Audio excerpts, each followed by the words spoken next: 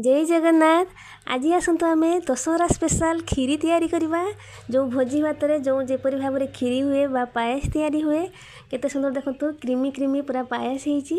आसतु कौ प्रोसेस हेले एत सुंदर आम पायस तैयारी कर जान नवा से देखो गोविंद भोग चाउल नहीं 200 ग्राम चाउल नहीं। आप जब चाहिए घरे अरुआ चाउल भी ने ताठू भल गोविंद भोग चाउल पायसटी आम भल हुए से मुझे चाउल नहीं भल भाव में धोईदबा धोईकी पानी की पूरा निगाड़ी दबा सुखिला पूरा करदबा।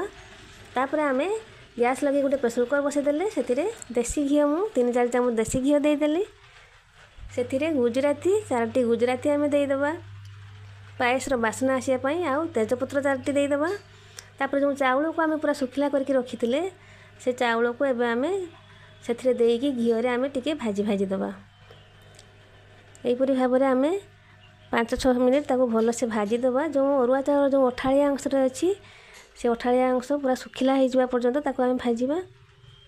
एबे ताको देखंतु टे भाजी ही आसलानी एपरी भाजिले पायसटी भल भी हम पूरा बास्ना भी तार भल आसो। यहीपरी टे भाजी देला परे घीरे आम हेतिरे पानी दबा जी आम चाउल नहीं तार 3 डबल पानी दबा।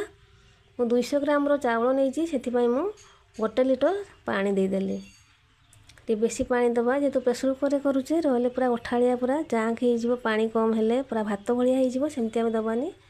तापर स्वाद अनुसार लुण देदेले 2 चामच लुण देदेली। देखंतु पानी देखंतु पूरा टे बेसी देइछि चाउलर बहुत ऊपर पानी अच्छी। एबे आम प्रेसर कुकर को मारिदबा बसईदबा टे मीडियम आँच रे तापर सिम करदबा कम आँच करदबा। एबे आ गोटे साइड रे गोटे डिश नहीं से क्षीर 2 लीटर देदेली ताकू आ टिके उषुम हो गला परे तापर ताकू अमूल मु 200 ग्राम रखी अमूल को आम देदबा सब अमूल को देदेकी ताकू घाटी दबा। तापर फुटिया छाड़ीदबा जिते पर्यंत आमर सीटी न मारी प्रेसर कुकर आम या फुटे देवाई छाड़ीदबा। फुटिकी भी क्षीर कंचा क्षीरटा जेहेतु टे फुटिकी टे मरीगले टे क्रीमिनेस आस तार क्रीमी क्रीमी लगे पायसटी भी। एबे देखंतु क्षीर आमर एपटे फुटबार लगी। एबे 10 मिनिट रे देखंतु सीटी भी आमर मारिदेला। एबे आमर हो गलानी ताकू आम सीटी खोलीदबा। ये देखंतु बेसी पानी भी है नहीं कि कम पानी है जपरी चटू बुले हम से परी अनुसार पानी है। खीरी आमर पूरा चाउल पूरा आमर सीझी जाइए यहीपरी घाटी घाटी दबा से भीतर प्रेसर कुकर टे घाटी घाटी देला परे जो क्षीर आम फुटेबाई बसई से क्षीर सब आम युड़ा को ढाड़ीदबा। ये देखंतु ये डेकची जो ये सब ढाड़ीदेली। एबे आउ टिके पानी दरकार मु अध भले पानी को गरम करके देदेबा। एबे देखंतु पूरा पानी पानी देखा पायस पड़े किंतु टिके फुटीगला परे पूरा ठंडा हो गला परे पूरा बहलिया हो सी। एबे आ गोटे साइड रे आमे टिके काजू किशमिश भाजिया पई गोटे माटी हांडी रे मु टिके घिओ देकी किशमिश को आगे देदेली। किशमिश को टिके आमे घिओर भाजी आनिबा टिके टिके भाजी दबा। देखंतु हमर हेई आसलानी किशमिश तापर काजू को भी देदेबा। आपण मैंने मो चैनल को सब्सक्राइब शीघ्र शीघ्र कर दिंतु आउ लाइक करंतु आउ कमेंट जनातु किपरि हेची। आ जदि फेसबुक पेज रे देखुथिबे तेबे फॉलो निश्चय कर देबे।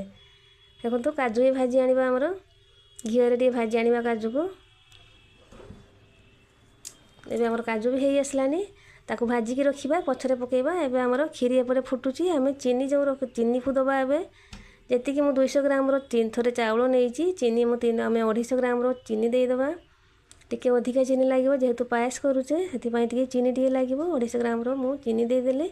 एबे हमर देखंतु खीरी पूरा हो गलानी फुटी फुटी खीरी हमर आ 10 मिनिट फुटला परे खीरी भी हो गला। एबे गुजराती टे छेंची पकई दबा। ये देखंतु खीरी पूरा प्लेन हो जाइए पूरा घाटी जाइए खाली टिके टिके रही जमती पायस हुए ताकू तौल को ओल्हेकी आम घीओ टिके देदेबा। 2 चामच घीओ देदेले तार कलर भी भल आसो आ बास्ना भी भल हम टे देसी घी देदेले 2 चामच। तापर देखंतु ये मिल्क मेड रखीचे जो मिठाई मिल्क कहती ताकू ये क्रीमटा को आम से दबा। टिके ठंडा होला परे 10-15 मिनट टिके ठंडा हो गला परे खीरी ताकू ओल्हे देछि तळकू। एबे आम ये मिल्क मेड को देदेबा। तापर ताकू आम फैन जगार टिके बसई दबा टिके ठंडा हो गले टिके घाटी घाटी मझिरे टिके चटू बुलेबा। एबे आप जो काजू किशमिश रखिथिले ताकू एबे सब को देदेबा। ओल्हे आनला परे काजू किशमिश को सब देदेबा आउ मिठाई मिल्क भी देदेले। एबे ताकू देखंतु घाटी घाटी देले पूरा हे बहलिया ही आसलानी। एबे आमर पूरा भोजी भात भाया पायस पूरा प्रस्तुत हो जाइए। केते सुंदर क्रीमी भी होइछि। ଏହିପରି ପ୍ରୋସେସ୍ରେ ଆପଣମାନେ ବି କରନ୍ତୁ, ଆଉ କିପରି ହେଇଛି ସେୟାର ବି କରନ୍ତୁ। ଆପଣଙ୍କ ସାଙ୍ଗସାଥିମାନେ ବି ଜାଣିପାରିବେ ଘରେ କିପରି ଆମେ ପାଏସ୍ ତିଆରି କରିବା। ଦେଖନ୍ତୁ ପୁରା ଏହିପରି ଭାବରେ ପାଏସ୍ କେତେ ସୁନ୍ଦର